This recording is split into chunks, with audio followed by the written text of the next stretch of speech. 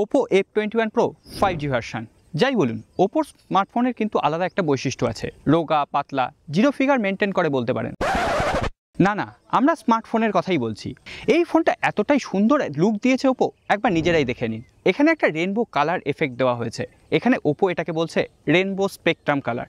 এই কালারটা চারিদিক থেকে দেখলে আলাদা আলাদা কালার কিন্তু এখানে প্রোভাইড করছে। এর সঙ্গে সঙ্গে এই ফোনটার যে ডিজাইন, হ্যান্ড ফিলিং, এখানে সত্যিই মনে হচ্ছে একটা প্রিমিয়াম হ্যান্ড ফিলিং। মানছি এখানে পলিকার্বনেট ডিজাইন দেওয়া হয়েছে, এর সঙ্গে সঙ্গে যে ফ্রেমটা দেওয়া হয়েছে সেই ফ্রেমটাও কিন্তু পলিকার্বনেট, কিন্তু এখানে একটা বক্সি ডিজাইন সত্যিই আপনার পছন্দ হবে। এর সঙ্গে সঙ্গে ফোনটা সত্যিই জিরো ফিগারের, মানে ফোনটা যথেষ্ট হালকা, মাত্র 176 গ্রাম ওয়েট, এবং ফোনটা হাতে নিলে সত্যিই ফিল হয়।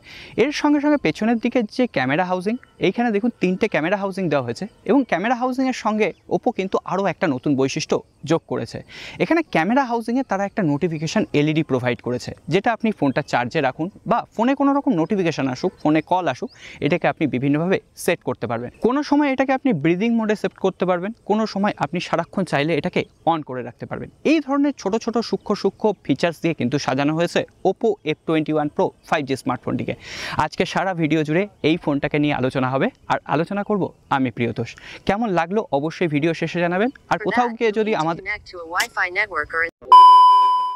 কোথাও গিয়ে যদি ভিডিওটা একটুও ভালো লেগে থাকে অবশ্যই লাইক বাটনটা প্রেস করবেন। তাহলে চলুন আরও একবার স্টুডিওতে ফিরে যাই, কারণ আমি এখানে বাইরে এসেছি, আমার কাছে কোনো রকম বক্স নেই। বক্সে কী কী পেলাম সেটা দেখে নিয়ে তারপর আবার আমরা এই নেচারে ফিরে আসছি। সো এক লাফে আমরা স্টুডিওতে এসে OPPO F21 Pro 5G box আমাদের হাতে। এটা তো আনবক্সিং করবোই, কিন্তু এই বক্সটার পাশে পাওয়া গেল আরও একটা ছোট্ট box, OPPO Enquiries AR2 Pro।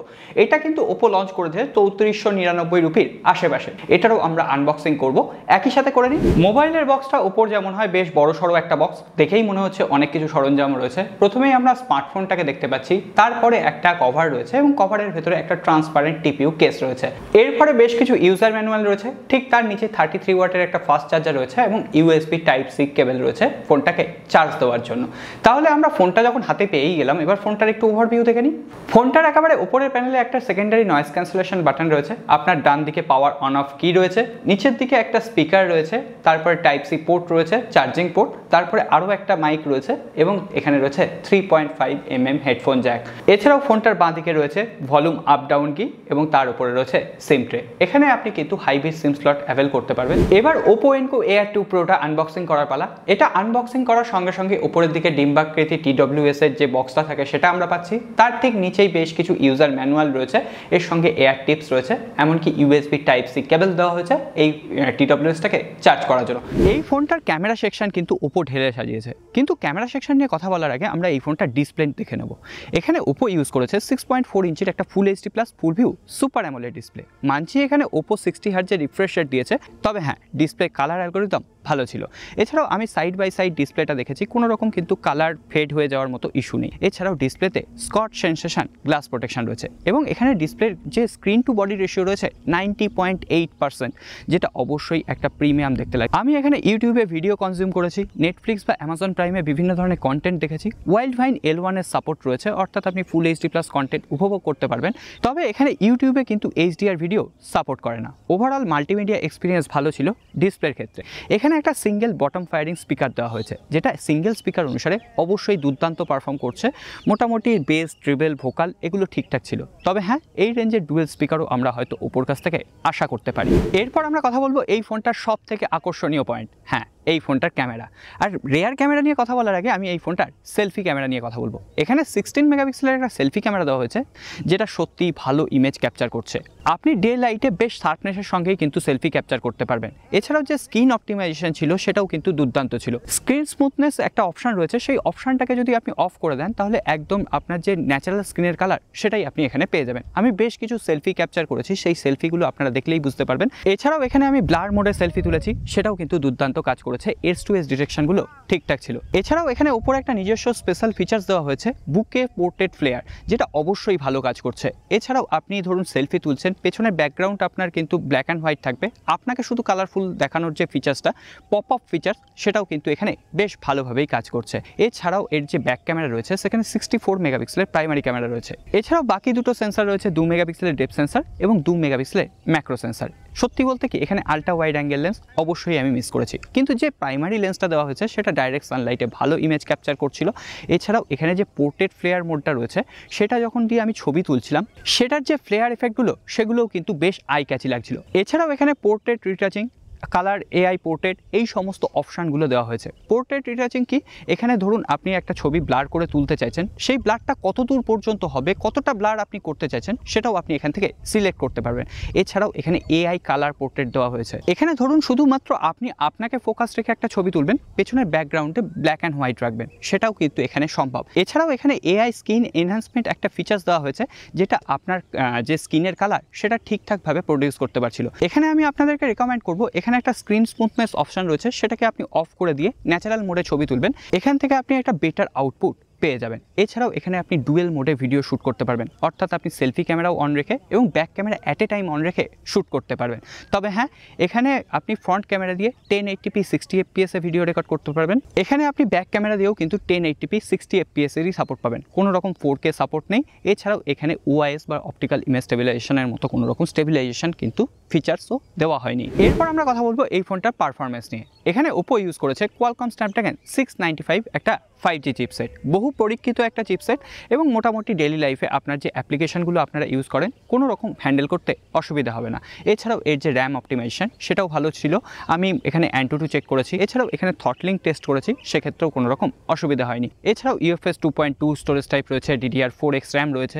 আমি যদি গেমিং পারফরমেন্সের কথা বলি, আমি এখানে কল অফ ডিউটি খেলেছি, BGMI বা পাবজি খেলেছি। এখানে HD হাই গ্রাফিক্স সেটিংস পর্যন্ত সাপোর্ট করে। হ্যাঁ, একেবারেই যে ফ্রেম ড্রপ নেই সেটা বলবো না, দু একটা হালকা ফুলকা ফ্রেম ড্রপ ছিল, তবে হ্যাঁ এই বাজেটের গেমিং সেন্টিক্স ফোন হিসেবে এই ফোনটাকে মেনে নেওয়া যায়। এখানে out of the box Android 11 দেওয়া রয়েছে। এছাড়াও এখানে কালার ওয়েস 12 এর সাপোর্ট রয়েছে, বিভিন্ন প্রয়োজনীয় ফিচার্স রয়েছে, ডুয়েল অ্যাপ্লিকেশন থেকে শুরু করে আপনি কিডস মোড থেকে আরম্ভ করে সমস্ত ফিচার্স রয়েছে। এছাড়াও আপনি এখানে যে ইন্টারনেট স্পিড মিটার সেটারও ইনবিল্ট অপশন পেয়ে যাবেন। এখানে আপনি 8GB র্যাম ভ্যারিয়েন্ট একদম বেস ভ্যারিয়েন্টে পেয়ে যাবেন, এর সঙ্গে সঙ্গে 5GB ভার্চুয়াল র্যাম যোগ করতে পারবেন, অর্থাৎ 8GB plus 5GB virtual RAM, আপনি 13GB র্যাম এখানে সাপোর্ট পেয়ে যাবেন।